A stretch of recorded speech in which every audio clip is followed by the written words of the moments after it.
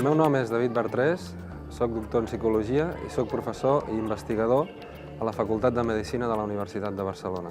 Avui en dia, en neurociència, en humans, tenim diverses tècniques que anomenem tècniques de neuroimatge que permeten fer fotografies tridimensionals del cervell. A les investigacions actuals, la neuroimatge ens està portant dades molt rellevants per comprendre processos com, per exemple, què succeeix en l'envelliment o en la malaltia d'Alzheimer o altres demències, o també en pacients amb alteracions dels estats de consciència, com els pacients, per exemple, que coneixem com a pacients vegetatius. En un nombre determinat de pacients, d'entre un 10 i un 20% d'aquests casos, si nosaltres, quan estan dintre d'una màquina que estem avaluant el funcionament, el flux del cervell, com està funcionant les neurones, els hi preguntem que s'imaginin, per exemple, ells mateixos jugant a tenis o caminant per casa seva, hi ha un número de pacients que nosaltres veiem que tenen patrons d'activitat cerebral que és el mateix que les persones normals quan els estàs demanant aquestes coses.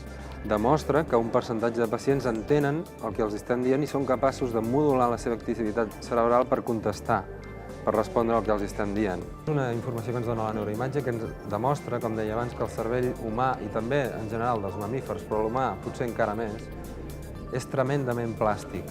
Té una capacitat d'encongir-se, expandir-se segons les necessitats que volem.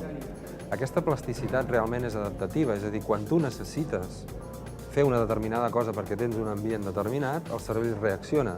Quan allò es retira, el cervell també reacciona, perquè ja no és necessari utilitzar aquella regió.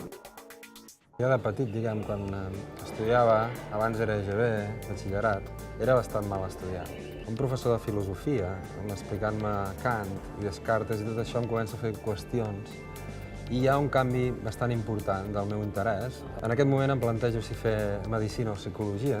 Finalment opto per la psicologia.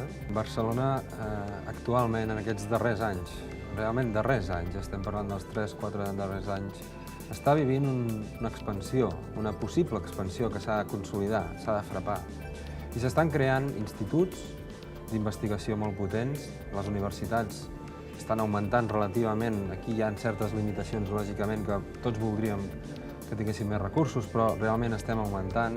Però sobretot és positiu la creació d'instituts nous de recerca, d'universitats punteres, i això ho estem veient també perquè hi ha estudiants de doctorat, etc., que volen venir cada cop més en els nostres centres, i penso que anem a una línia positiva. Hi ha gent bona, hi ha moltes ganes de fer les coses i estem traient resultats rellevants per la comunitat científica i necessitem suport en aquest sentit. Necessitem suport de les administracions perquè sí que és cert que hi ha la possibilitat molt bona, molt atractiva, no només científicament, però socialment, de que Barcelona sigui un nucli, sigui un hub, en aquest cas de la neurociència cognitiva o de la neuropsicologia.